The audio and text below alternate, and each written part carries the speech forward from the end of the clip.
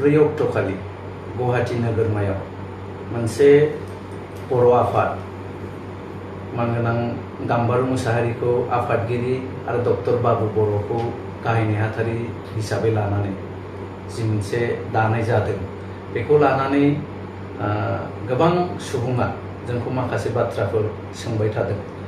तो बेयाव जोंनिफ्राय खौसेथि बर' सुबुं आफादनिफ्राय जों सानो जिहेतु भारतीय संबिधाना आफाद दानो बयनोबो अधिकार होदों, बेयाव गोबां रोखोमनि आफाद दानो हायो, बेयाव जोंहा बादा होनांगौनि खोथा गैया। खौसेथि बर' सुबुंनि आफादनिफ्राय जोङो स्पष्ट बुङो, खालि जोङो मोनसे बाथ्राखौसो बुंगोन जे अबेबा मोनसे आफादनि एगेन्स्टआव एबा अबेबा मोनसे आफादनि बेरेखा हाबा मावनो थाखाय जुदि आफाद दादोंबा बेसो गाज्रि बाथ्रा। तो जोङो लुगैगोन जे हारियाव खौसेयै थानो थाखाय हारिनि आब्रुथि एबा हाब्रियाव जाहाथे दावराव दावसि फैया बे नोजोरखौ लानानै बयबो जाहाथे हाबा मावो, बिनि थाखाय जोंनि खावलायनाया थागोन। मानगोनां गाम्बारु मुसाहारि बिथाङा प्रेस मिटनि गेजेरजों खौसेथि बर' सुबुं आफादखौ जि राबार स्टाम्प होननानै बुंनाय बाथ्रा बेखौ जोङो नोजोर होदों आरो बियो खोब दुखुनांथावना बाथ्रा होननानै जों सानदों। खारन खौसेथि बर' सुबुंनि आफादनि सोमोन्दै गाम्बारु मुसाहारि बिथाङा खोब मोजाङैनो मिथिगौ जे खौसेथि बर' सुबुं आफादा दिनैसिम मा मावदों, मा मावबाय थादों। जे जोङो खौसेथि बर' सुबुं आफाद जानानै मोनसे मुभमेन्टनि गेजेरजों दिनैनि तारिखाव भारत सोरखारजों मोनसे गोरोबथानि गेजेरजों बे गोरोबथायाव मुंसाइ होनानै जोङो मोनसे काउन्सिल दिनै बर'नि गेजेराव बिटिआरनि बायजोआव जोङो दानो हाबाय। बे काउन्सिलनि आद्रा थानाय जि हाबाफोर बे हाबाफोरखौ जोङो मावबाय थादों।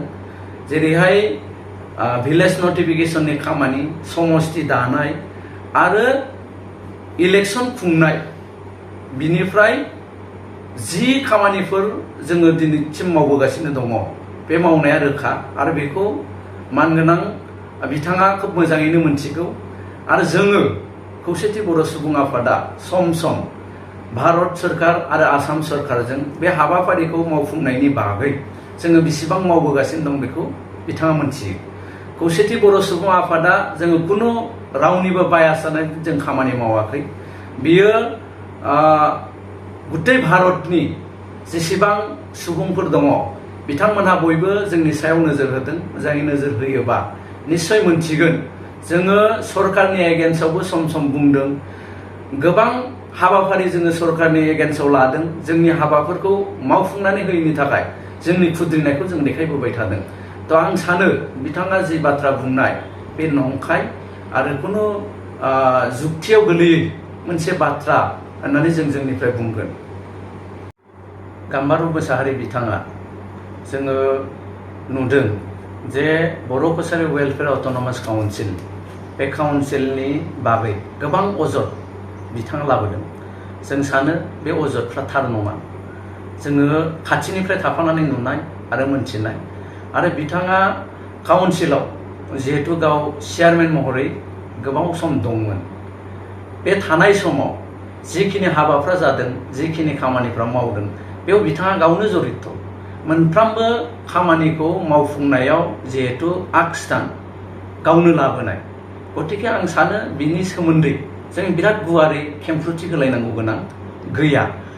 जे बिथांनि सायाव माखासे व्यक्ति बिथांमोनहा अजद लाबोदों आरो बे अजद लाबोनायखौ लानानै बिथांमोनहा काउन्सिलनि टेबोलाव गोबां खेब सावरायदों आरो बिथांनो बे गावनि जि एलिगेसन बे एलिगेसनखौ रोखा फोरमान होनो थाखाय बिथांनो गोबां खेब सुबिदा होनाय जादों। बे गोबां खेब सुबिदा होनायफ्राव बिथाङा बिनि जि साफाय बेखौ बिथाङा रोखायै होनो हायाखै। लास्टलि खौसेथि बर' सुबुं आफादनो मानगोनां बर' कसारि वेलफेयार अट'नमास काउन्सिलनि CM मानगोनां मिहिनेश्वर बसुमतारी बिथाङा जोंनो लिरनानै हरदों जे खौसेथि बर' सुबुं आफादा मेडिएटरनि रल लानानै नैबे चेयारमेन बिथां आरो काउन्सिलनि गेजेराव जि मोनसे बाथ्राखौ लानानै बसलायनो हायै मोनसे गोरोबनो हायै मोनसे बाथ्राखौ लानानै मेडिएटर लानानै सावरायनानै होनो थाखाय जोंनो होनायलाय जोङो गोबां खेब मानगोनां गाम्बारि मोसाहारि बिथां काउन्सिलनि आरो जाय बिथांमोनहा अजद दैखांदों बिथांमोनखौ लानानै सावरायलायबाय थादों।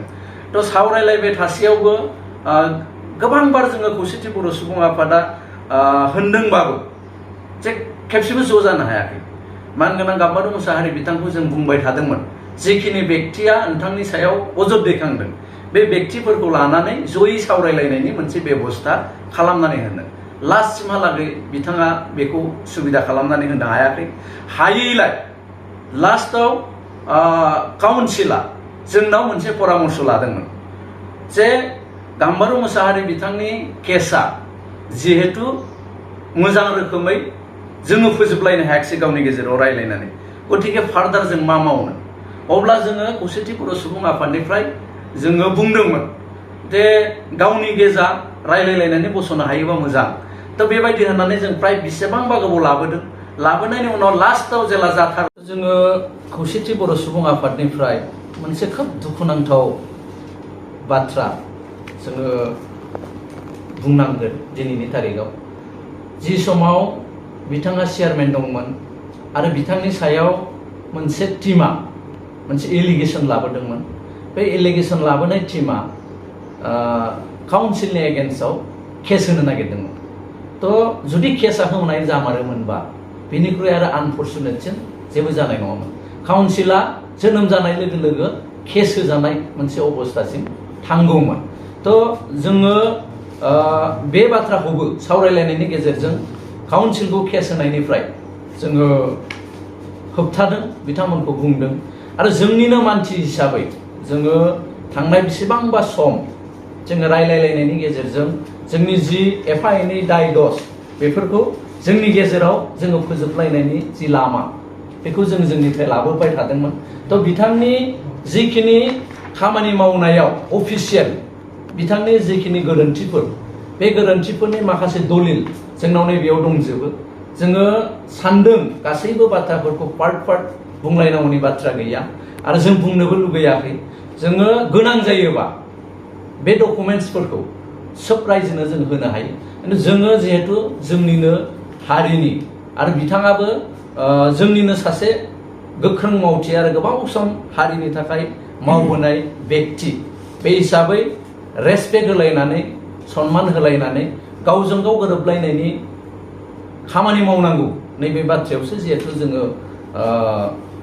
दङ। बे हिसाबै जोङो बिसिम थांनो लुगैयाखै। मोनसे बाथ्रा बिथाङा जे एलिगेसन अजद लाबोनाय बेखौ एसे बुंबावनो सानबाय। थ' बिथाङा हेडक्वार्टारखौ लानानै जि बाथ्रा बुंनाय, जोङो खौसेथि बर' सुबुं आफाद आं जि समनिफ्राय गाहाय नेहाथारि जायो, थ' बिथांमोननि समाव बिथाङा जि समाव लेङाइ आफादगिरि दंमोन, मिहिनेश्वर बसुमतारिया जि समाव आफादगिरि दंमोन, अनिल बसुमतारिया जि समाव गाहाय नेहाथारि दंमोन, बे समाव बिथांमोनहा जि रिजुलेसन लाखानानै दोननाय बे रिजुलेसनखौसो जोङो रानिं खालामदों। जोङो दानि दिनैनि जि खौसेथि बर' सुबुं आफाद मनरन्जन बसुमतारि आरो आंनि दैदेननायाव सोलिबाय थानाय जि आफाद, जोङो गोदानै हेडक्वार्टारखौ लानानै खुनु डिसिसन जों लायाखै। थ' हेडक्वार्टारा बिथांमोनजों सावरायलायनायनि गेजेरजों काउन्सिलजों सरकारजों सावरायलायनायनि गेजेरजों खौसेथि बर' सुबुं आफाद सावरायलायनायनि गेजेरजों दिनै गुवाहाटीयाव हेडक्वार्टार होनानै बेखौ नटिफिकेसननि गेजेरजों नटिफाइड खालामबाय।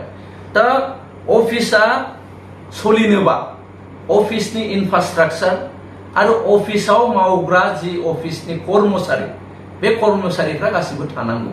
किन्तु जिहेतु सिगां सिमेन्ट सापरि सानजारि नोगोरखौ हेडक्वार्टार फोसावनाय समाव थ' गोबां अफिसियेल बेयाव एपइन्ट जाबाय। बेयाव फावनि बाथ्रा फैदों, एक्जिकिउटिभ इन्जिनियारनि बाथ्रा फैदों। बै माखासेया जाजोबनायखाय बेयाव खामानिया सोलिबाय थादोंमोन। बिनि उनावसो जिहेतु गुवाहाटी नटिफाइड होबाय, दिनैसिमबो गुवाहाटीयाव जिहेतु स्टाफ होआखै, बिनि थाखाय गोबां खामानिया गुवाहाटीयाव जायाखै। जायखौनाखि गुवाहाटीयाव मावजायै बायदि हेडक्वार्टारबाबो गुवाहाटीयाव मावा नैबे अजदआ बिथाङा लाबोनाय। किन्तु आं बुंगोन बे नङा। खारन काउन्सिलनि जाय प्रिन्सिपाल सेक्रेटारिया सिमेन्ट सापरियाव जिराया, प्रिन्सिपाल सेक्रेटारिया जिरायो गुवाहाटीयाव आरो स्टाफआ अफिस स्टाफआ गुवाहाटीयाव 50%, सानजारि नोगोराव 50% बिथांमोना थाबाय थानायखौ जों जोंनिफ्राय नुदों। गतिके नैबे आं सानदों बे अजदा नंखाय, थार नङा। जिहेतु जोङो नुदों जोंनि मेगनजों जे गुवाहाटीयावबो काउन्सिलनि हाबाया मावजागासिनो दङ। खौसेथि बर' सुबुं आफादनि मोनसे मावफुं मेल जोङो जिरायो। बे मावफुं मेलाव जोङो जोंनि गासैबो जिल्ला आफादफोरजों, जिल्ला आफादफ्रा मावबाय थानाय हाबाफोरनि सायाव जोङो मोनसे सरसा जोंनि गेजेराव जों लाबोदों। जिहेतु खौसेथि बर' सुबुं आफादा मोनसे सिद्धान्तनि गेजेरजों थांनाय बोसोरनिफ्राय जे मेट्रिक आरो हायार सेकेन्डारि बे मोननै आनजादाव उथ्रिसारनो हानाय, सबसे बांसिन नम्बर लानानै उथ्रिसारनो हानाय फरायसाफोरखौ बरायबोनाय मोनसे हाबाफारि जोङो लाबोबाय थादों। देग्लायबो जोङो बे हाबाफारिखौ लानो नागिरदों। एबारनि जि खौसेथि बर' सुबुं आफादनि गायसननाय सान 18 जुलाइ, बे 18 जुलाइ जोङो बे हाबाफारिखौ लाफागोन। दासिमहालागै मोननै जायगानि सायाव जोङो सावरायलायदों। मोनसेया जाहैबाय मरिगाव, मोनसेया गलाघाट। थ' मरिगावआ फार्स्ट अपसन। जुदि मरिगावआ लाया, माबा मोनसे बेथिक्रमनि थाखाय बिथांमोना लानो हायाबा जोङो गलाघाटआव लांगोन। थ' बे मोननै बाथ्राखौ जोङो स्ट्रेस होनानै सावरायनानै डिसिसन लादों। एबारनि गायसन सानखौ जोङो खोब गाजा गोमजायै जोङो खुंगोन आरो बेयाव मेट्रिक आरो हायार सेकेन्डारि आनजादाव उथ्रिसार जानो हानाय, बांसिन नम्बर लानानै उथ्रिसार जानो हानाय फरायसाफोरखौ जोङो बरायगोन। बिनि उनाव जोङो खौसेथि बर' सुबुं आफादा जिहेतु सिगनेटरि अर्गेनाइजेसन रिभिउ मोनसे मिटिं थांनाय 29/5/2023 अक्ट'खालि क'क्राझारनिफ्राय जों एटेन्ड खालामदोंमोन। दुलाराय बर' फरायसा आफाद आरो जों बे रिभिउ मिटिंनि बागै जोङो दिनै सरसा खालामदों। थ' बेयाव जोङो जोंनिफ्राय जों बुंबाय थादों जे एकर्ड जानाया जिहेतु बोसोरथामनि बारबाय, बोसोरब्रैयाव जासिगोन। गतिके गासैबो इस्युफ्रा क्ल'ज जानांसिगौ, मावजोबनाय जानांसिगौ, जोबनांसिगौ।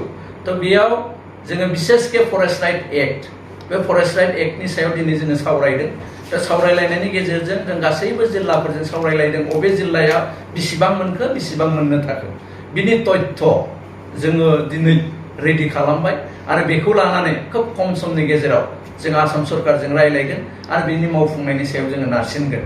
सोलोंथाइनि बेलायाव जोङो गोबां दिनै सावरायदों। बिसेसके बर' बिजोंनि फरायसालिफोरखौ फोथांनानै लाखिनायनि बेलायाव 6.3 नि क्ल'जनि बेलायाव जोङो दिनै मोनसे पर्यालोचना जोंनि गेजेराव जोङो खालामदों। सुबुं आफादनिफ्राय 18 जुलाइ जि खौसेथि बर' सुबुं आफादनि गायसन सान, बे गायसन सानाव जोङो गासैबो जिल्लाफोरनिफ्राय जोङो बाहागो लानो थाखाय जोंनि दैदेनगिरि बिथांमोनखौ जोङो खावलायगोन। जोंनि आनसलिक लेभेल, जिल्ला लेभेल आरो मिरुनि गासैबो दैदेनगिरि आरो मावफुं सोद्रोमा जोंहा बयबो बेयाव जाहाथे बाहागो लाफैयो बिनि थाखाय जों खावलायगोन। लोगोसे गासैबो रायजो राजा जाय बिथांमोना इसिबां दिन जों खौसेथि बर' सुबुं आफादजों थाफानानै खामानि मावबोबाय, थ' बिथांमोन बयखौबो 18 जुलाइ खालि जि खौसेथि बर' सुबुं आफादनि गायसन सान, बे सानाव बाहागो लाफैनो थाखाय जों मिरु खौसेथि बर' सुबुं आफादनिफ्राय खावलायबाय।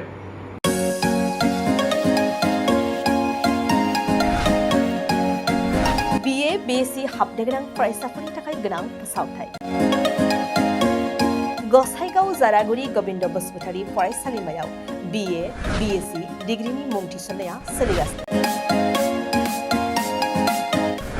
गिबिसिन मुं थिसनहैनाय सा 150 सिम फरायसाफोरा बेसेन नाङाजासे मुं थिसननो हागोन। 150 निफ्राय 200 सानि गेजेराव 75% रेहाय, 201 निफ्राय 250 सिम 50% रेहाय आरो 250 निफ्राय 600 नि गेजेराव मुं थिसननायनि रांखौ 25% रेहाय होनाय जागोन। जारागुरि गबिन्द बसुमतारी फरायसालिमाया बड'लेण्ड मुलुगसोलोंसालिजों गनायथि होजानाय गुनगोनां फोरोंगिरिफोरजों लोगोसे फरायसाफोरनि गाहाम सुबिदा गोनां फरायसालिमा। बड', इंराजि, एसामिस, political science, history, economics, education, philosophy, sociology, geography आरो मेथ्स आयदाफोरखौ लानानै फरायसाफोरा बे फरायसालिमायाव फरायनो हागोन। लोगोसेयैनो फरायसाफोरा लाइब्रेरिनि सुबिदा, एक्सट्रा केरिकुलार एक्टिविटीज, कैरियर काउन्सिलिं, सांग्रांथियारि हाबाफारि, रिभिजन क्लास लोगोसे स्पोकेन इंग्लिश सेल्फ डिफेन्स आरो कम्पिउटारनि उफ्रा सोलोंथाइबो लानो हागोन। गोनो गोथो मोनदोंब्ला दानो 9706680878 700227129 आरो 7002131754 जानबुं अनजिमायाव जगाजग खालाम। College website www.gbcj.edu.in email ID govindacollege@gmail.com